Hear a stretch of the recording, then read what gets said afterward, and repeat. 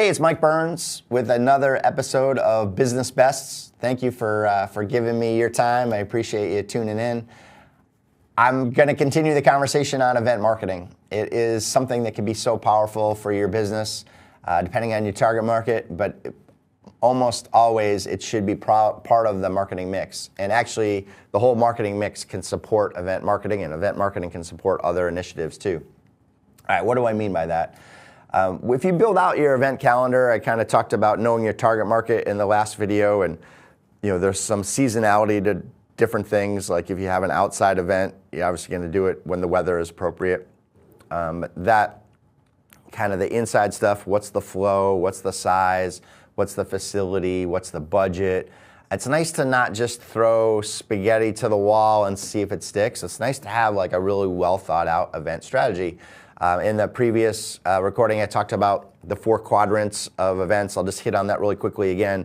One is in the industry education. The second one is outside the industry education, so something you're not the expert on. This is the second category. Third category is lifestyle, which is gigantic. And the fourth category is philanthropy. And again, I had said sometimes you can mix those together. All right, so you come up with an event strategy. One of the things that can be disastrous, and you just have to be self-aware if you fall in this category, is that it is very much a details-driven type of discipline to do events really well. If that's not your strength, and don't be shy to admit it, like maybe you're that salesperson that's bubbly and everybody loves talking to you, but like if you have to plan an event and actually making sure you cross off all the I's and the T's, and you have the 50 things that you need to do before and the 50 things you need to do during and the 50 things you need to do after, and that's your nightmare, is an Excel spreadsheet or some kind of like wedding binder of all these things you need to do. If that's your nightmare, be self-aware and bring in an expert. So hopefully you have a resource within your organization that would have the man hours to do this. If not, it might be worth delegating this to an outside business, whether it's a consultant for the ideas and the planning, or whether it's someone that will actually help with the logistics and go all the way through it. If you actually get into a lot of the specifics, you might think of things like, oh, I want to have photography, and we'll talk about the benefit of if you do that. Have like this whole little mini plan within your overall arching plan, kind of like a Gantt chart of like, hey, I need to back this up. I need to have the contract. I need to have this vendor picked by such and such date. I need to have the contract signed by this date. I need to get as you get the kind of the complexity of this thing. So now imagine like the venue, the different vendors, whatever it might be. And that's sometimes why you go to a place that it's all in one, at least the majority of the services, and they usually have like a ecosystem. So for photography, for example, like it's common at weddings now or kind of big events that they have like those little snapshot photos where you get like 4 little photos, like the old photo booths. But they probably have a vendor that they would pull in, right? And so you don't always have to do all the homework yourself. But as you get good at event marketing, coming up with some idea that has never been done before is the thing that's going to push your event over the top, where people are like raving about it and thinking that it's great. Assuming you're doing it yourself, one of the things you really need to have is a timeline and figure out everything you want to have. You need to have a budget. What can you spend, and brainstorm what that might look like, projected, and then actually track actual. A third thing is you really tie in with your CRM and your email marketing and however it's going to be promoted, social media and physical marketing. And then actually, put it up on a whiteboard. I'm a consultant. I love whiteboards, but maybe you can do it where everybody can see online too. So we bring in the team of the people that are going to be involved. In the previous video, I said, like, if you're going to have a bring a friend type of event, your client should be involved. So at some point, you're involving them and making sure that they plug in and they have roles. But you kind of come up with this overall strategy, but then you have the team and all the logistics, and you plan it out. I'll skip to the end. One thing that I really recommend is you have a roses and thorns type of recap meeting. And roses and thorns means roses is everybody goes around the room and says one thing about the event that was successful. Thorns is, with every event, nothing always goes well, and you have an environment where nobody feels like they're getting blasted, right? Like, oh, you totally ruined our event. This is just an open sharing of like, hey, what can we do better? So it's more for the future success of the organization. It's not to tear anybody down. And then you go back and you do another round of the positives, and then maybe the negatives. I like to call it roses and thorns. I got that idea from a charity. I used to do a lot of event kind of promotions for fundraisers and such, and I was on an advisory committee, and one of the employees, my good friend Ted, had coined that, roses and thorns. I don't know where it came from, but so I recommend track all that stuff, right? Put it in a document, and then if you're gonna do the same type of event or morph it into something else, learn from it so you're that much more successful. Now go back to that, the heavy lifting in the very beginning is, oh, we have this idea, we had to come up with a whole plan, and this is where if you already did it and you actually had some procedures and checklists and you kind of knew the previous costs and knew what worked and what didn't work, you're out of the gates way ahead of the other horses, right? Like you're already off to the races and your event's going to be likely that much more successful. When you're brainstorming ideas and coming up with ideas, I'm going to plug in AI every once in a while. This is where maybe you kind of brainstorm about your target market or your client base without getting into privacy issues, and just kind of come up with, hey, what are the 100 events that I could possibly come up with for this target market, and just see what AI comes up with and spitball with it, brainstorm. I'm a consultant. I do that for a living, and I've worked with so many people within the industry, so I kind of know what works and what doesn't work. But that's where you start to come up with the ideas and you build out the calendar. As a person that loves marketing, I would love for you to come up with a buzzworthy event. Buzzworthy, what does that mean? So that's something that if you want to have people that you don't know come, that people are going to talk about, right? There's like a buzz that like, oh yeah, I'd really love to go to that. I've been to enough events, whether they're gigantic conferences or smaller events, but some that are really well done, and I've actually organized some big events and such, and I've seen all kinds of crazy ideas, even having celebrities. In my previous career before Byrnes Consulting, I had worked at a big company, well-known company in New England, all over the country and all over the world, but home based in New England, and I was in charge of an active trader, high net worth segment, and actually, so part of the draw of those people that would come to an event was having Jim Cramer speak, and actually brought him in, and I kind of walked him around, and it was interesting. That was the pull, right? Like that was the buzzworthy thing. Interestingly enough, in case you care, he was just like the guy that you see on TV. Came in like he had 8 glasses of caffeine and was like bouncing all over the world, all over the room, I should say. But he did a great job, and he hit a home run for us. So you don't have to have a celebrity, but what's that kind of cool thing that people will talk about?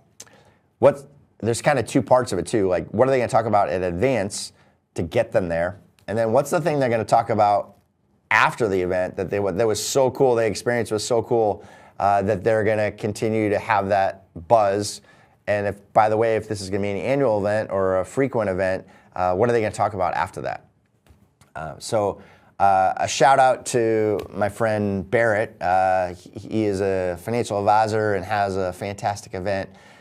His mom owns a haunted house here in New England, and it's Barrett's Haunted House. Is actually named after him, and it's attached to the Abington Ale House. His mom owns both of those, so he actually can, obviously probably gets a discount, but comes up with a really great event strategy, and he brings people for kind of the pre-party, and then he is able to get them to skip the line. They kind of have a secret door to go in, or they get VIP passes, and it's such a cool experience for the people that are brave enough to go get scared. And that kind of idea is buzzworthy before and buzzworthy after. I mean, it's not perfect for every client that you're going to invite, but if they have like teenage kids and they are in that category where they would just like maybe like that genre of movies or whatever it might be, that event is wildly successful, right? And so it really, there's a list of 1,000 things you could come up with if you did enough research and know your target market better than anyone else. It's really how do you manage your resources right, and what is the bandwidth to do with these events. Let's talk about the basic communications. And that's a big part of this, and sometimes things can fall through. So think of all the channels you have and actually write them all out. If you have an event, like how are we going to promote this? The traditional one is, calligraphy to a wedding, right? Like that was direct mail. It's expensive. It's actually expensive for postage, for printing, and actually even takes man hours if you're going to do the direct mail in-house. And labeling stamps and licking envelopes and all that kind of stuff. So that's one category. Social media might be something you're trying to get a buzz to the outside world and you're not sure who's going to come and you're open to inviting the world. Maybe they have to register, so you have to have a registration site. Is that your site, or are you using a tool like Evite? Is there something that's even more sophisticated or nicer? Are you charging money? Maybe not, but if you have that as a potential thing that you got to work out, how are you going to do that? What system are you going to use? Is it going to be cyber secure? All that type of stuff. But then email marketing is obviously something that is widely used. If you have the list, if you have a good list, the nice thing about that is you can actually see who opens the emails. So you can see, at least did they see that the invite had been sent out. And then click-through rates, you can see if people click into the event and if they kind of learn about it. You kind of get a sense of like how popular that was, that they at least went to learn about it. And then obviously registrations. So there's kind of like a whole, if you're really good at event marketing, there's this big audience that's out there. How do you get them into the lead funnel for the event? How do you get them maybe to the registration site if you don't know who they are and you need to capture their information? If there's going to be a cost, how do you track all that? And then there's, on the other side of the lead funnel, is attendance and follow-through and conversions. So you actually kind of have this funnel mapped out, whether it's vertical or horizontal, I don't care. But you have to have that strategy. And this is where you might even consider something like text messaging. To get people in the lead funnel, if you really know them well, text messages are still super popular. Marketers haven't killed them yet because they are one of the things that most text messages are opened and read. And you can actually, if you bombard them with a whole bunch of marketing stuff and sales promo stuff, they'll eventually tune you out or block you. But you can get away with some of that, right? With permission, if you have their number and they're okay with you texting. And from a compliance standpoint, maybe you're in a restricted industry where you got to capture that stuff too. So maybe you need a vendor that can help facilitate that. So it's maybe not just from your phone number, but maybe you're using a service where you upload from your CRM every cell phone number, and then you pick, customize the list, etc. Build out what that whole process looks like. So from the event creation, we talked a little bit about brainstorming. So plug that right in the middle, and then think about, back up the time frame and figure out how is this going to be promoted, what's needed for promotions, before. What is needed to remind people, to get them there, to make sure that it's not just high registrations, but it's actually a high attendance rate too. Then what do you need from a marketing standpoint on site? Signage, postage, whatever it might be. And then follow-ups, thanking people. I talked a little bit earlier, if you hire a photographer, how can you use that? Can you post those pictures? Check with your compliance, but can you post those on your social pages and tag people? And then it actually kind of starts to get out to their world. And then utilizing those pictures, right? How would you use that? Even a nice appreciation gift at the end of the year, if you do something like that, is to send a framed photo of, say you have Jim and Sally Smith at your event, and you take a really nice photo because you had a photographer there, and you get it framed and you send it to them. All kinds of cool things you can do from a marketing standpoint if you have a photographer at the event. But think about what's the post communications, and actually go through like every iteration of all the different things that you'll do and come up with customization where you need it. Some things can be kind of that mass scale communications, but have a really well thought out strategy, and realize, so kind of all these things you start to add are going to add not just probably the communications costs, but you're actually going to have man hours that are dedicated to that. So again, that's going to impact your ROI. But it can help in a big way, right? You're going to hopefully have more awareness of your services or what you're providing. Then you're going to create specific knowledge about the event. So then you're going to have a registration and blah, blah, blah, blah, blah. So you can actually have a marketing goal for every stage of that process, right? So just knowing about your organization or you as an individual, knowing about the event, getting them to come, following up with them, getting them to become a client if they're a prospect, and so on. So have a really well thought out strategy and figure out what are all those touch points and what are the different marketing tools that you're going to use. PR is a really interesting one, and this is where you can create the buzz in advance, and you can actually create the post buzz too, that kind of cool thing that says, hey, we accomplished X, Y, and Z, or we had this many people supporting X, Y, and Z. Local papers love that stuff. If you do something at a grander scale, maybe you go up into more regional press or a city newspaper, whatever, then eventually maybe even it's like national exposure that you might get. So figuring out what that looks like too. So layer on PR as part of your approach. Know that if you invite a reporter and you have your clients there, there's a little bit of a rub. Like there's reporters sometimes are ones that you can trust, and other times they're always trying to break a story. So maybe you don't want that person kind of coming in the back door if there's any reason that they shouldn't be there. And actually, if something just happened bad at the event, that could be on record, right? So be careful of that. But I've worked with, again, financial advisors, and they've hired people to MC their events that were in the journalist kind of realm, right? And I can think of one in the Mid-Atlantic area that actually brought in a news anchor for that local TV channel, and that person MC'd the whole fundraiser, right? And it was wildly successful. She did photo ops with everybody. Everybody wanted to share the pictures. And oh, by the way, she brought her own crew, and they did a little bit of a news segment on it. What you'll see in the national news is negative news sells, right? That's what, unfortunately, we're wired that way as human beings, and we want to tune in to see how the world's falling apart. I'm sorry, that's just the case. But you'll see at the end of the national news or local news, they always do kind of a positive segment. They realize that humans need that too, that warm, fuzzy type of stuff.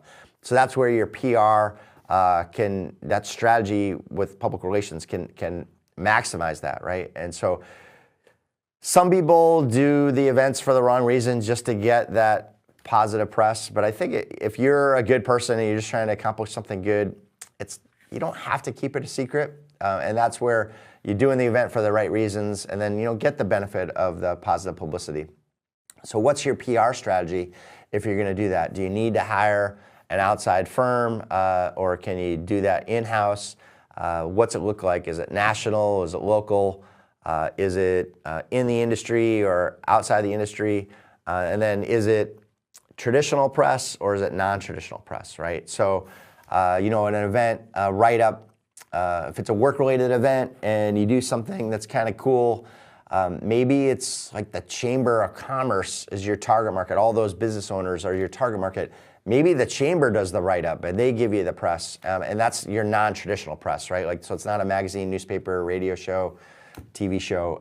It's kind of that more traditional way of fragmented PR, and you can be really successful with events that way too.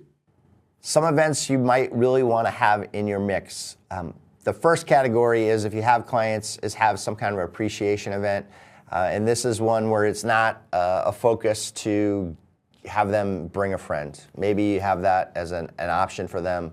If it's a cool event, maybe they would want to bring somebody, but the event is to just make them feel loved, and they leave there so excited that they are a client of yours, and they rave about you, and you get new business that way. All right, so making them feel appreciated. This is where maybe you do something around the holidays. That's kind of a seasonality to that. Doesn't always have to be the case. Holidays can be busy. You kind of see a little bit of a trend that it drifts into January and February sometimes too. But what does that appreciation look like? Appreciation event look like?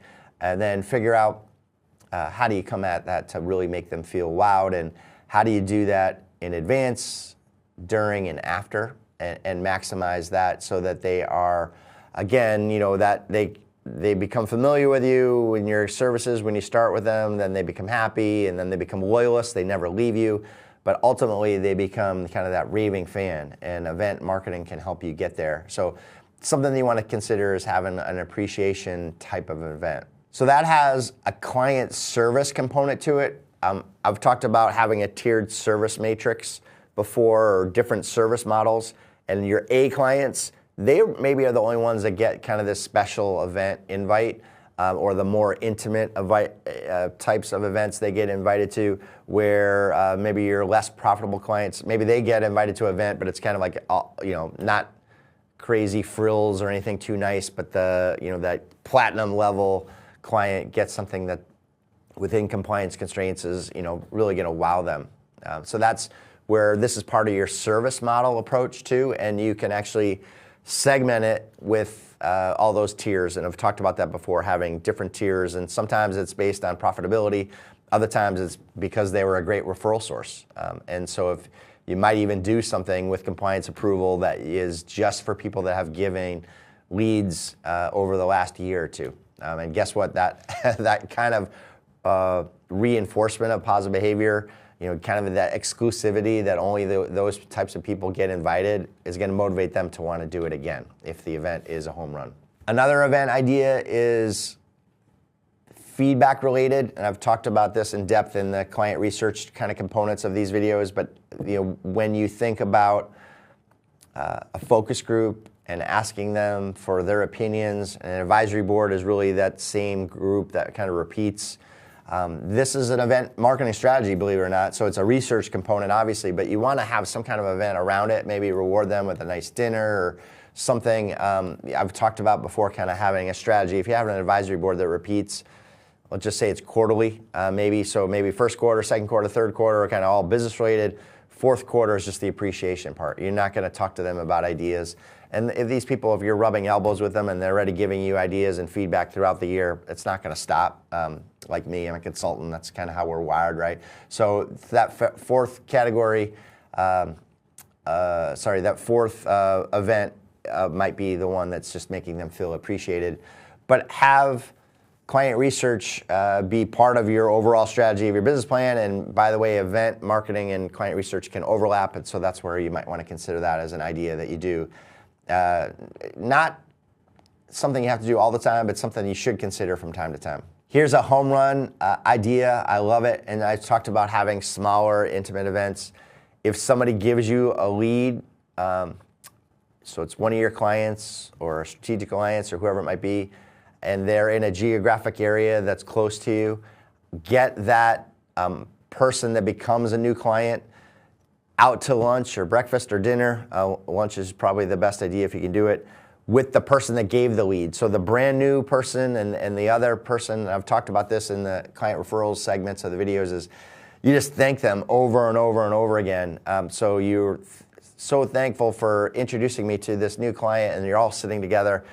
It makes that person feel really appreciated that they gave you a lead, but it also trains the brand new client that you love getting referrals, and that's all you're talking about. You're not talking about work at all in that type of meal. And so when you bring that small intimate event together, and it's 3 people basically, or maybe you bring their families, it'll be a bigger expense. But I've seen on the ride home, that I worked with financial advisors, that on the ride home, the 2 people that were invited actually gave leads before the person got back into the office. It can be super powerful. So without an event that you have to do, but if there was an event that I would want you to consider, that's just a inexpensive one that can hit a home run right out of the gates. So something to think about as part of your service model of how do you make your clients feel loved, but also part of your client referral strategy and part of your event strategy. As we all learned from the COVID years, and this was obviously something that people were doing before COVID, but everyone kind of got familiar with webinars and Zooms and all that type of stuff. Don't go away from that. There is an audience that's not going to get to you in person, whether it's a geographical challenge, they're on the other side of the country or world or whatever it might be, or they just don't like to leave their house, or they got too many responsibilities at home. And so that's building out a webinar or online strategy is super important. This could be that's something that you have in your overall event strategy for the calendar year, and plug it in, right? The nice thing about this is you don't even actually have to have people attend. If you record the event, you can actually have a lot of benefit to the people. So let's say, I'll just use kind of small numbers. You invited 10 people, they all registered, 7 of them registered that they were gonna come, and only 3 came. So if you use the ratios there, you now got exposure to just 3, you kind of made the other people feel welcomed by inviting them.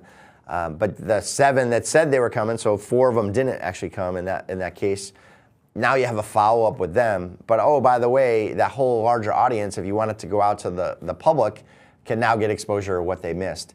And this is where you might want to keep it exclusive to the people that came. Maybe you break it out to the people that registered, or maybe you blast it out to the whole wide world as part of your marketing strategy. Oh, what's really cool too about recording a webinar is that you now can actually create a transcript, and then with AI or with your own ability, you can create an article that would go with the event. And you can do some nice recaps, whether it's just something simple for your blog, or whether it's something that you would actually get submitted and send out to some publisher. And so all kinds of cool things that can kind of come out of online marketing and online webinar strategies for events. So make sure you have them in your mix and figure out how to maximize them if you do them. If you are someone that is actually going to do this regularly, I could do a whole hour on, or at least a half an hour on how to prepare for a webinar and have the right sound and lighting and technologies and which systems to use and all that. Just start digging into it. It's something that's really inexpensive most of the time, besides the pre-work and maybe the software and maybe some of the marketing follow-up, but it's usually a lot cheaper than doing a big gala, so to speak. Part of that online strategy might not necessarily be something that you think about as a webinar. A webinar to me is really more of a presentation. I would start to consider live broadcasts, and why is that different, right? So it's almost like open hours with the public, or depends on what tool you use. But a lot of the social networks allow for this. You can actually do this with a lot of the webinar technologies out there too. But you start to broadcast, and you now have a platform, so you don't have to spend a lot of money to go create a radio program, right, or a TV show. These platforms, a lot of them for free, are allowing you to broadcast live. This is kind of cool if it's something that's going on that's crazy. So for a financial advisor, the market's just crashing, right, and everyone's curious what's going on. Something like a fireside chat where you would actually just kind of imagine you're sitting in a room and kind of that town hall feel, maybe smaller and more intimate, that might work, but now do it online, right? And just answer all the questions that you can.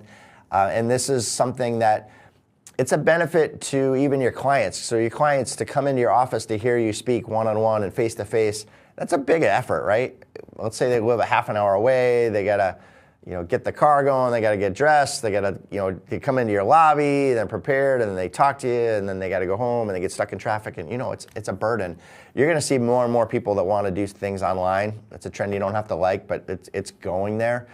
So these kind of live chats are kind of a cool way to give your audience the ability to talk to you. They feel like it's almost like one-on-one, but you're not actually seeing them, unless it's kind of like a Zoom type of technology where you can see all the people that you attend. But a lot of times you're going to be cautious of using something like that. If it's prospects, for example, you don't know if a crazy person logs in or whatever. So a lot of times they're just going to feel like they're seeing you, and maybe only you can see them. And that technology is great because you can record it, right? And so let's say you're firing off answers to these questions, and 5 of the 10 that you answered are something that would really resonate with all of your clients, and they obviously then all tune in live. So now you chunk them up and you make little segments out of it, and you now have marketing stuff that you can share. And if you create some consistency, you might have a built-in audience, and that knowing your target market better than anyone else is really important to know what they would tune in. This is Mike Byrnes. This has been another episode of Business Best. Hopefully this event marketing advice has been helpful. Love to hear from you. Give me feedback if there's something I could be doing better or another topic you'd want me to cover. But I appreciate you tuning in. Thanks a lot. Again, thank you for tuning in to Business Bests.